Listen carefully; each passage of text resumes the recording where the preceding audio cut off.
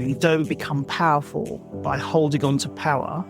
You become more powerful by empowering others, by giving it away to empower others. Then they go and do what they're doing. And then more comes back to you. You give more comes back to you. And as you rise,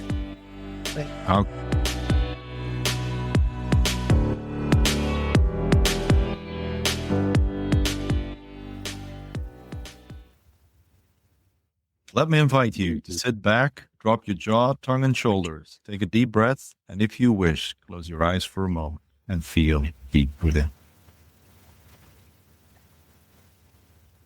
In a few seconds, you just jumped from your head to your heart and felt the beat within, opening up to receive even more value and fulfillment out of your business and life. And today's episode. I'm your host, Nico van der Venne, confidant to successful CEOs, founders, and entrepreneurs who are striving to achieve everlasting. Welcome to the Everlasting Fulfillment Podcast with our next guest, Toni McLelland. Toni is a straight-talking business mentor specializing in business for third sector and social cases. As a troubleshooting business turnaround specialist, Toni assists boards and C-suite in building, navigating crises, and embed change. Toni, welcome to the podcast. I've been looking forward to our conversation. Why not? Thank you so much for having me, Nico. It's a real pleasure to be here. I see on the screen you put down critical friend. Tell us about who you are as a critical friend, because I think that's indeed something that and you. Well, I'm that critical friend. What is a critical friend? First of all, I think.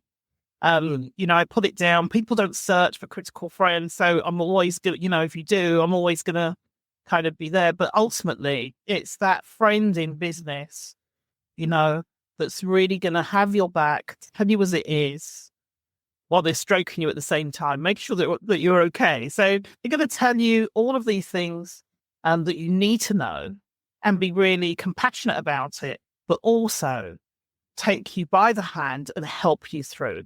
So I'll help you to navigate. And, one of the things about me is I try to really get to know my clients as well as I can, what their temperaments and all their kinds of behaviors, so that I know how to deliver on things and how to tap into key communication that can be received well. So, critical friend, critical person that you need in your business that will tell you as it is, but also help you to navigate through.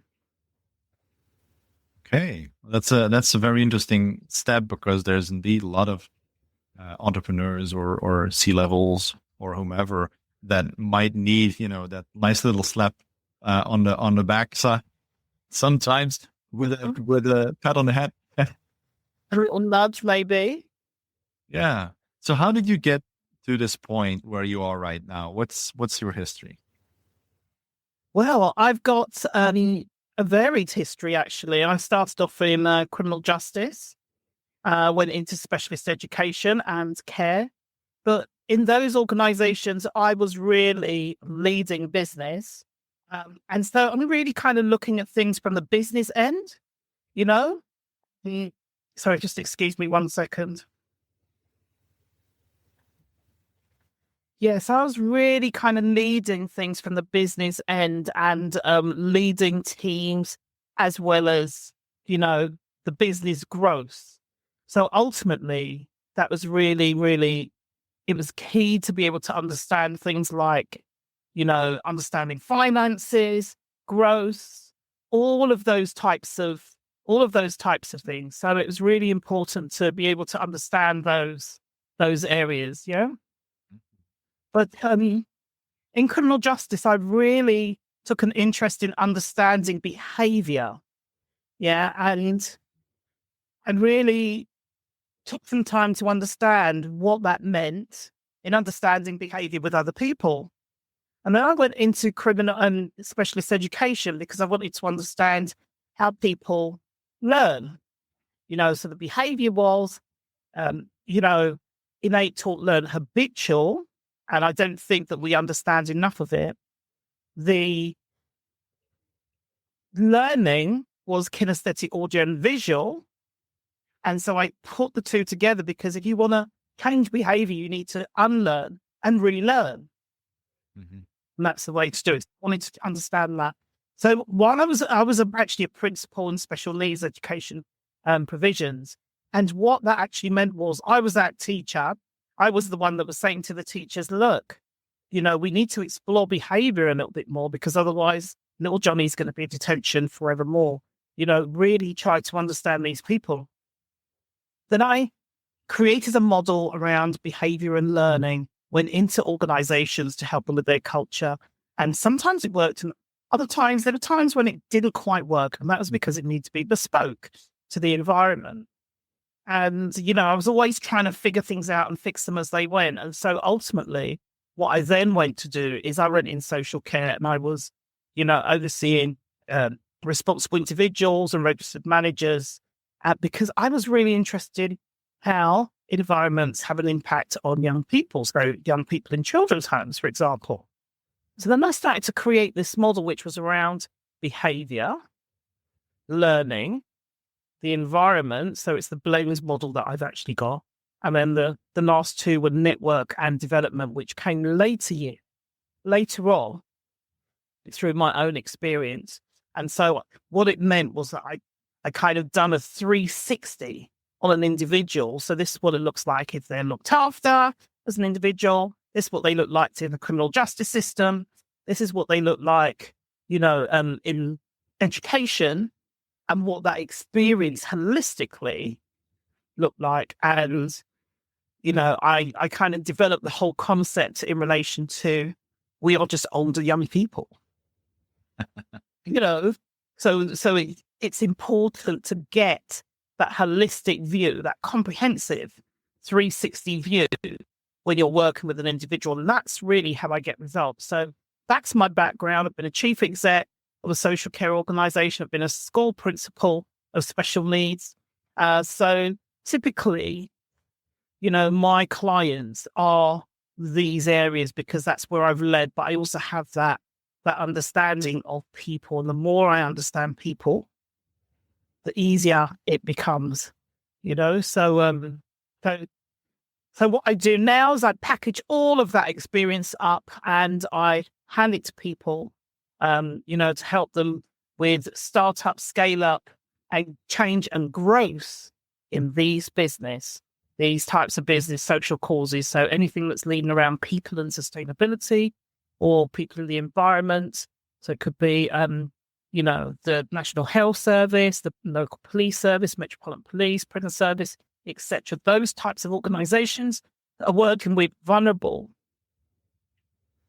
individuals because of the safeguarding, etc. So that's really what my specialist area in terms of supporting those. And it's a bit of a long-winded story, but I just needed to take you through a little bit so that there was a bit of understanding there. No, it's very interesting because I work with a lot of entrepreneurs and C-levels, in general business, not specifically any social related or anything like that. So if I listen to your story, I can imagine that you also meet people that might be categorized or put a stamp on and with called high achievers as you are yourself, because you strive to improve yourself. So what do you mainly see them as a trend from your experience? Well, the thing is that first of all, what I say to anybody that's a coach or a consultant or anything like that, working with others, it's really, really important that you take time to understand that person. Not everybody communicates in the same way, and your offer shouldn't be the same for everybody. If you're really looking to get results, we need to look at the equity piece as well, in terms of different people need different things to get there on their journey. So ultimately, I tend to see lots of consultants that offer, this is my offer, this is how it's going to go. The people don't fit into the way that they've shaped their offer, then you're stubborn, you don't listen, you're difficult to work with, all of these things, and you're not a good client. So it's almost, but I do it the other way. I do it that, actually, I want it to be bespoke to you because I want it to work. You know, I want to know if there's a behavior that needs unpicking. I want to know how you engage in learning. I want to be able to recognize when I'm talking, when your eyes are lighting up or something is really, getting you excited.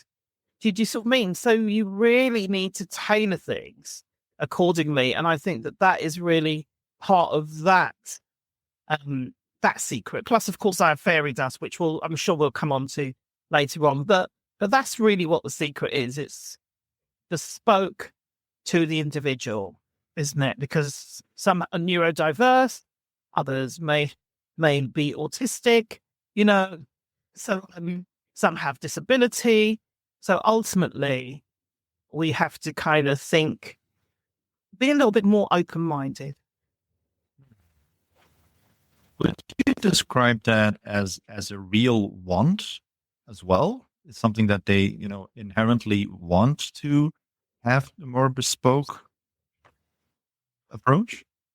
I think so. I mean, I was speaking to a client who's neurodiverse yesterday, and we were talking about a program of work that we're going to be doing together. I've been working with them for probably a couple of years now, and we kind of got to the money bit, and it was like, everybody freezes when we get to the money bit in terms of how they're going to be, tracking their payments and the bookkeeping side of the finance and those types of things. So everybody's like, oh, well, I haven't done this before. But I say to them, well, look, when the money starts coming in, you'll start enjoying it. You'll start enjoying putting the figures in. But I know that this particular person may not. And I said, look, don't worry about it. What we'll do is these are all the things that need doing. As we go through the program, which is over the course of the year, we'll get to know the bits that you like and the bits that you don't like, because you're not going to like everything. You're not going to be good at anything, but you need to know about the money side. And ultimately, if you try it and it's not for you, then we can see how we can outsource that piece. So don't worry. So she was kind of really appreciative in the sense that I wasn't saying to her, this is how the program has to go. You have to do A, B, C, D, E, F, and G. I was saying that the program involves A, B, C, D, E, F, and G. However, if you don't like C, it's good for you to understand it and we can outsource it. So you can stay working on the bits that are good for you, that fill your soul, that you're really good at, that align with your own purpose, which I think is really important. Would you actually call that your fairy dust, or would your fairy dust be something else as well? Do you know what, Mika? I'm going to be really cheeky and say to you that my fairy dust is not to be described, it's to be experienced. Okay. And it comes in all forms. It can be that personalization. It can be the fact that the sprinkling of fairy dust means that I make it really enjoyable. So what we're doing, it's really enjoyable. I think it's really important that when we're living our purpose and we're sitting in that space, that we're enjoying what we're really doing. We don't feel that we're doing it just to be able to pay the bills or, because we have to. It's actually, if you're living in your purpose, then it comes naturally. Comes naturally. You're being yourself. You're doing what you would naturally gravitate to, and you're putting your business around that. So that's kind of how my fairy dust work. It's about an enjoyable journey, and sometimes you don't even realize that you've gone through all that hardship because it's so enjoyable and you're in your purpose. The way you make it sound is like it's a beautiful journey going through the forest and enjoying the trees, and you finding some roots that you fall over on, but you get to just get up again and walk on. For Nicole, if you were a chief exec I was working with and we was having a difficulty or we might have a conversation. I might say, you've got to walk to the bottom of the road. And it's like, well, why do I need to do that? Why am I doing that? What's the purpose? What's the reason behind that? How long is it going to take? What's that going to prove? But all of that, it's like, okay, come on, let's talk about it. But we're walking and talking about it. But before you've even realized you've had the answer to it, you're at the end of the road. That's what it's about. Do you see what I mean? That you're taking the pain out of it. I remember, and I use this example because it kind of may describe what I'm talking about. I remember when I was working with an international company, and they gave me a car, a company car. I was so excited about this company car, but I couldn't drive. I was, their top person. I was in their magazine every week and on their internet every week about how fantastic I was doing. And there was this thing, and she doesn't even drive. Imagine if she was driving. We're going to get her this car. Anyway, so this car was sitting there in this warehouse gathering dust, and I decided to take my lessons. And after my first driving lesson, I said to the instructor, because I remember I'm in a rush now, how did I do? And could have been better. Okay. And I thought, oh my gosh, it's going to be such a long way that I've got to go. But anyway, I still remember the point, the different phases. We went through the first phase where I was driving and he was using his pedals. I was driving.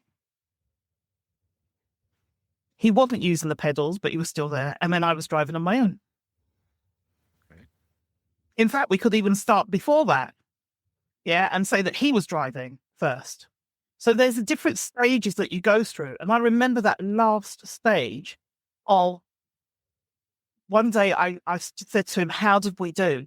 And he said, you've done amazing. Did you know that I didn't use my pedals once today? And so I measured from the time he said it could have been better to I didn't use my pedals today. And that feeling that I've had, because I didn't realize. Mm-hmm. And so I kind of tried to replicate that feeling with my clients that I'm working with. Mm-hmm. That feeling that I had when, wow, I've done it all by myself. I actually done this. So I always kind of transport myself back to that moment and think, about how I felt and use that example because I'm in the driving seat initially and then you are. So sometimes, I say, right, okay, I'm not that kind of consultant that sits and drinks tea and just gives advice. I will help you to do some aspects of it. So, you start off drinking the coffee and I'm the one that's breaking my nails. And then what happens is I'm drinking the coffee and you're breaking your nails and you won't even realize that transition has taken place. That's a nice approach. That's a very nice approach actually, because you're setting the example on how it should be done. And then finally, come on, I'm coming with you. And then while you're marching, I'm getting slower and slower and dropping back and you're on your way. And that's how it's done, whether you're coaching or whether you're consulting is slightly different, but if you're coaching, that's, I think it's important because I always used to sit in the background and push people forward. But then somebody once said to me, well, actually, Tony, we want to hear from you sometimes. You're always good at pushing people forward. You push us all forward. I want to hear from you. And I thought, fair point. It's not. So I just started, I just started speaking a little bit more and giving a little bit more and even pushing through my own discomfort because people were watching me. So I am that person that even in adversity, I'm that leader. I'm still going for it. You know, I've been in an organization that was going through a change process, and it was tricky. It was tricky moving forwards, and I could have opted out at that point, but I stayed for the people. But the journey ahead wasn't easy, and I didn't know what was going to come. But I said that if I stay where I am, how will I go through that experience? How will I know? How will I feel what that feels like? So I had to do it. So I put on my Kind of armor. bite the bullets, isn't it? It's kind of biting the bullet. Sacrificing myself, you know. But it's like, you know, so I put on my armor, I rallied up some troops around me, some people that I know that have really got my back and understand the mission ahead, you know. Yeah, just get ready, make sure that your hair looks nice and you got the right shoes So on, important. you know. And that they are color coordinated, because that's important for you as well. Absolutely. And as my husband would say, you know, you get your priorities right, and that's all that you can do, and put your best foot forward. So you put your best shoes on and you put your best foot forward, and knowing that you're prepared as much as you can. You know? Yeah, there's always... Yeah. I didn't come out as wounded as I thought I would. A couple of scratches, a couple of grazes. But you know what? I learned a hell of a lot. Those were the most, you know, inspiring education, and comes out, you know, really getting down and doing the nitty gritty to the last point, and then coming out of the other side and realizing that how beautiful the gift was that you've just gone through, even if it was a big struggle. Absolutely. But people say to me, would you do it again? And I say, hell no. But I have learned a lot. Someone said to me, it's share a regret. And I sat with it for a minute, and I just thought, I don't have any regret. I only have learning experiences, because even that, what I described, I don't even see that as a regret, because I learned so much. And how would I know? How can I take my clients through that if I don't know? Yeah, I get what you mean. I've had an experience like that in the past as well. And of course, at the time, you're not, you know, jumping around and looking through rose glasses, as we say. You're seeing the world in a bit different way, where you're, you know, in the pain.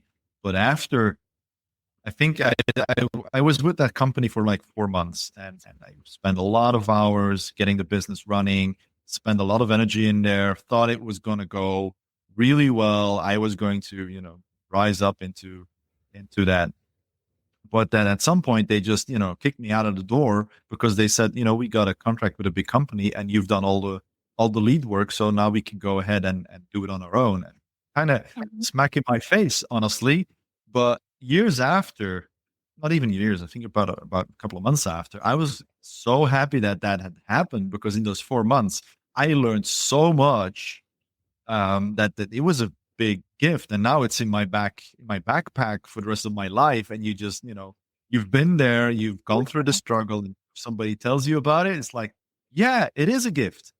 Not everybody looks, but it is.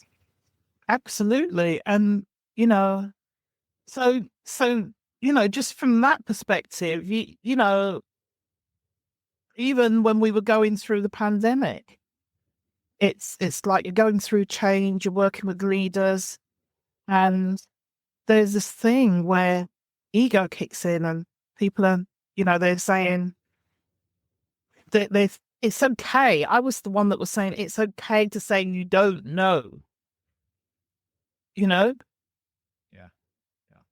Yeah, you don't have to know everything. You know, they will look to you, and if you don't know, you can say, well, actually, I will find out and let you know, or as soon as I know, I will let you know.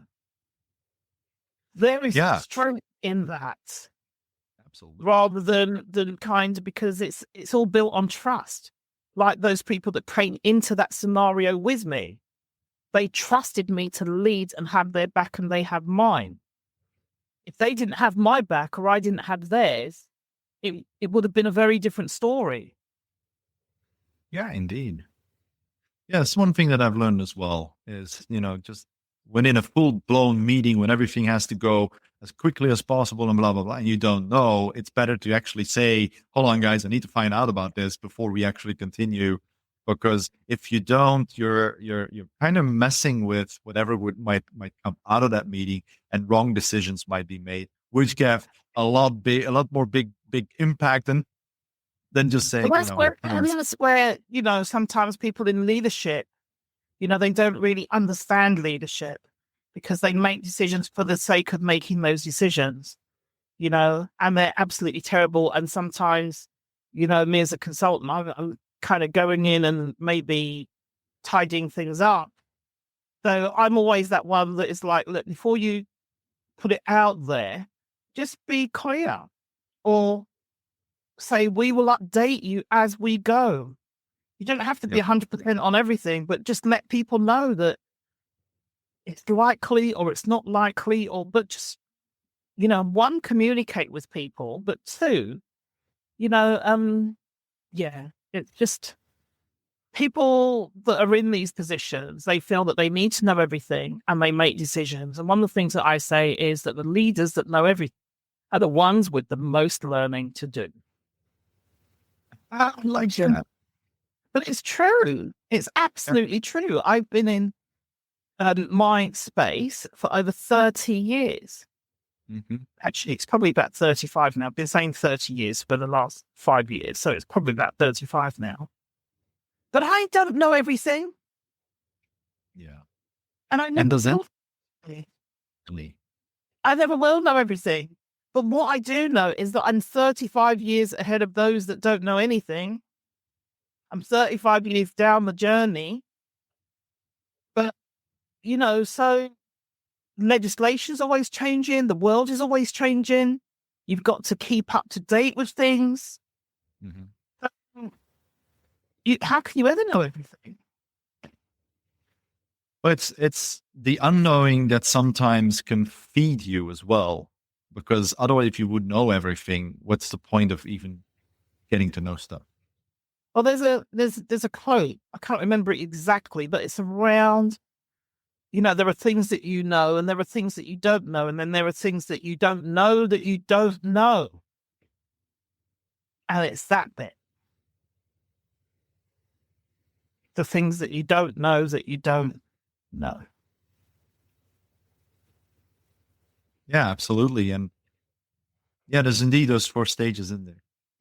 Then at some point, it's just, Gray. There's no difference. There's nothing there. And otherwise, then you just, it's a part of you. It's as simple as that. Yeah. So, Toni, what from your point, or from within you yourself, what is your greatest desire at this point? My greatest desire.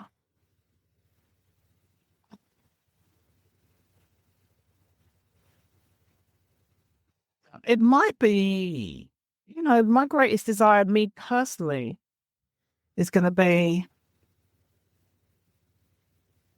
I think I would just kind of say that my dad was a very special man to me. And, I feel like I'm continuing his legacy. So that is really important to me, to continue that legacy. And actually, it's coming very naturally. And so apart from it being a business kind of piece, it's also very personal, because when I ask clients these kind of questions, they always talk about business. Yeah. Business. So I'm trying to, allude to business, but it's the personal legacy. When you talk about that legacy, what can I imagine? What was your dad's legacy that you're trying to move on?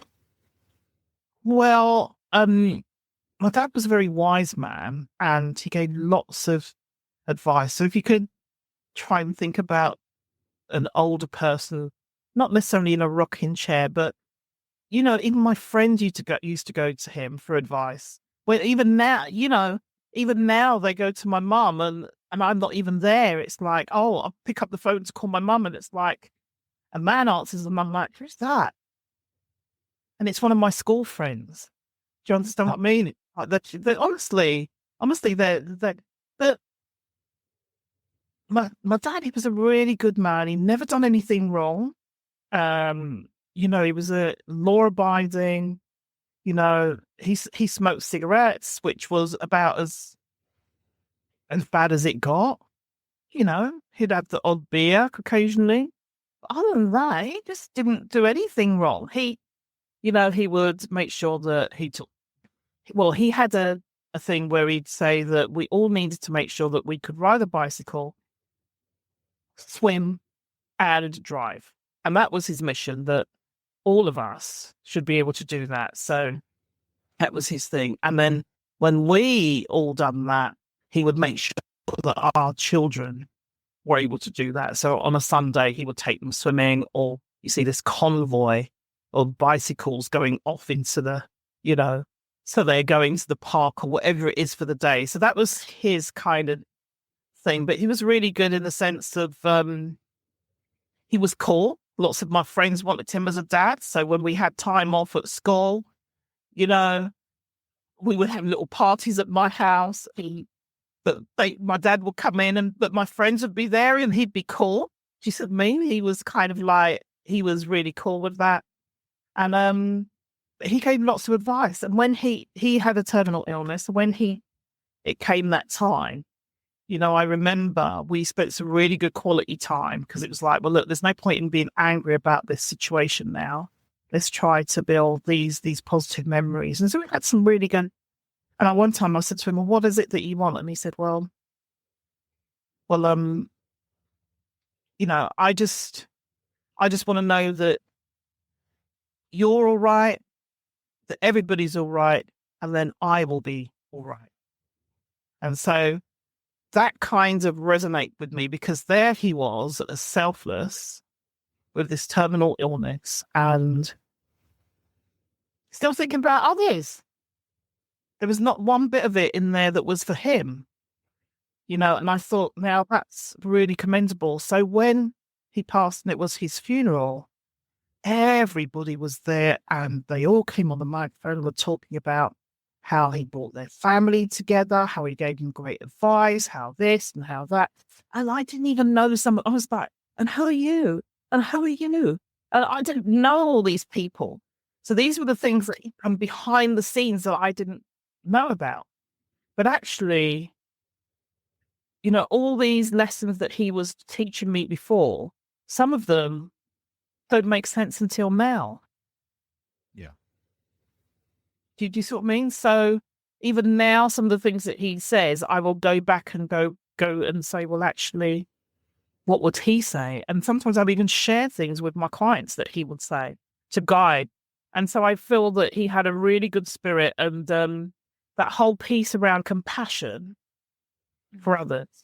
But if you're all right and everybody's all right, then I will be all right. And so that's kind of like a little bit of a mantra.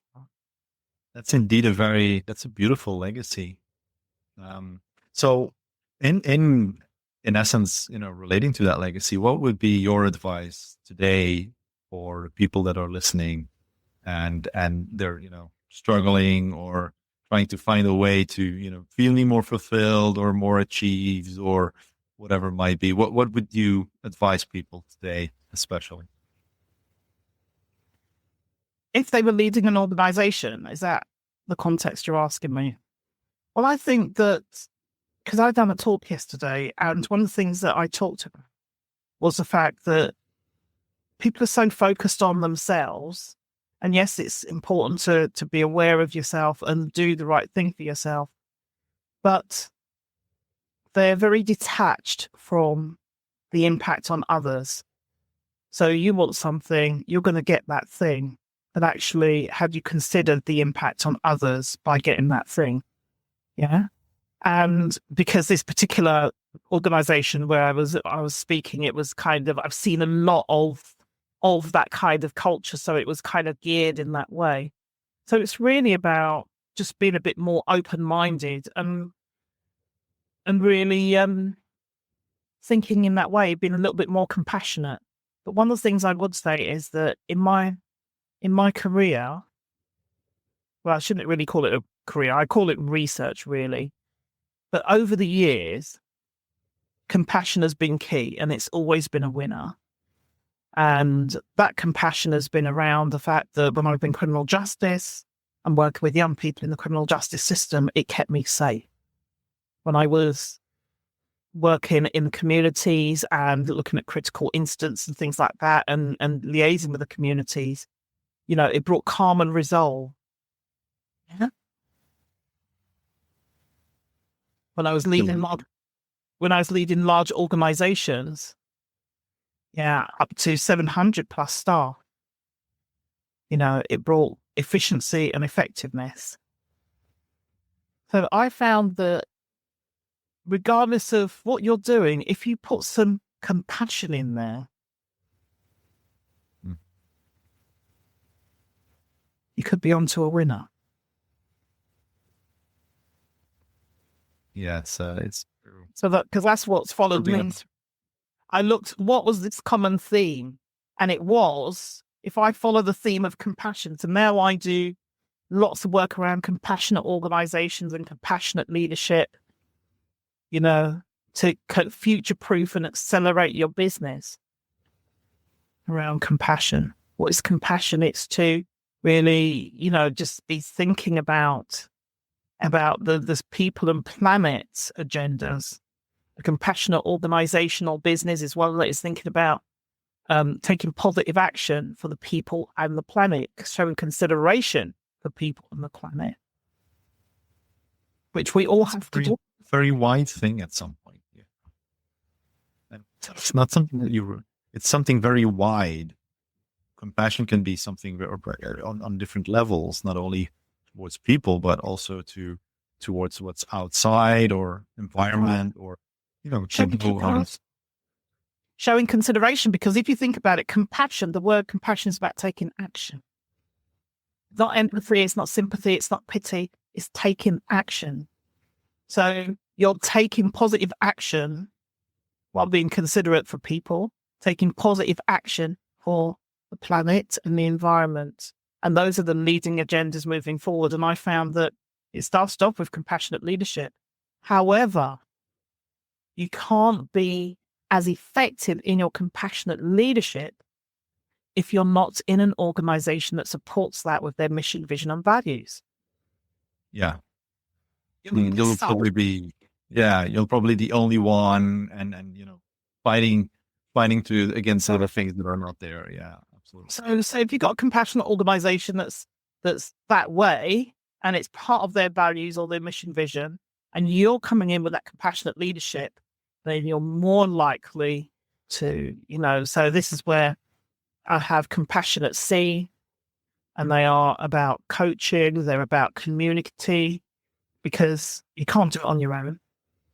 It's about communication, which we talked about, effective communication, timely as well as effective. Consultation, co-creation and co-production. And the consultation piece is, we think about the 60% of people that answer the consultation or a survey or whatever it is, there's 60% that answered, but we forget about the 40% that didn't. 60% did this, and so we're going to build our strategy around the 60%, but you still got 40% that haven't said anything. So that's when those are the ones where the pains really, come up. Yeah, that's right. It could even be a little bit toxic in there. You don't know, but this is the bit that really impacts the culture. So people need to make sure they're looking in the right places for the right thing. Yeah, and that's really, really key. And all of those pieces together bring that connectedness. So that's the last C. So. That's amazing. Well, So the Toni, coaching, honestly, isn't it? It's about yeah, empowering. yeah. Because so I saying when you go as a leader, do you go into a meeting to impart knowledge, or do you go into that meeting to learn something new? I'd rather take the second one. Well, but not a lot of people do. Not a lot of leaders do. They go in to impart knowledge, sage on the stage, as opposed to, let me see what I can learn just by listening or asking some key questions or empowering a bit more, because you don't become powerful by holding on to power. You become more powerful by empowering others, by giving it away to empower others. Then they go and do what they're doing. And then more comes back to you. You give more comes back to you. And as you rise, they rise. Indeed. But Beautiful. Beautiful. that's how that works. Toni, where can people, contact you? Because I think there's probably a couple of them that are triggered by what you were saying. How can people contact you? How can they reach out? Well, I'm prolific on LinkedIn, so they can find me, Fairy Dust and everything on LinkedIn. First Life Group, that's the digit 1 ST lifegroup.com is where you'll find all the information around everything that I'm doing around social causes, startup, scale up, growth, and change, especially in social causes. So that's my passion. That's where I've been. That's where I've led. That's what I know. The regulation, compliance, safeguarding. That's my thing. So yeah, listeners, you know where to go to hook up with Toni, especially if you had a couple of things that might trigger you. Toni, I wanna really thank you for your time today. It's been a very intriguing and inspiring conversation, as per usual with you. So yeah, thank you very much. Thank you. Thank you for having me. I think the main really real thrust of this is about, if you want real results, Miko, try to get to understand people. Absolutely. That's where the answer is. Yeah. To the listeners, thanks again for listening to this episode and getting a little bit of inspiration from both of us at some point. Have a good one, everybody. Bye-bye.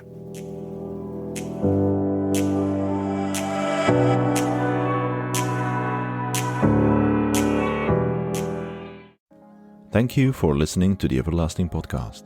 Let me leave you with a few questions to answer in the comments. How do you see the different topics we discussed during this interview? What are your thoughts? What stood out for you? Let us know in the comments or just send us your feedback. We launch new episodes weekly.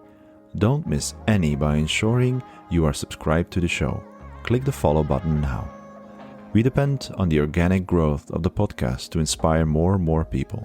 So by giving us a 5-star review and sharing this episode with at least one of your friends who might be interested in the subject, you will significantly help more people become inspired. But more than anything, I am grateful to you for taking the time to listen to the show. If you are also a successful CEO, founder, or entrepreneur who has inspiring words to say, feel free to contact us for an interview at contact@nicovandevenne.com. Thank you for listening. We will see you again soon with more inspirational conversations on achieving everlasting fulfillment.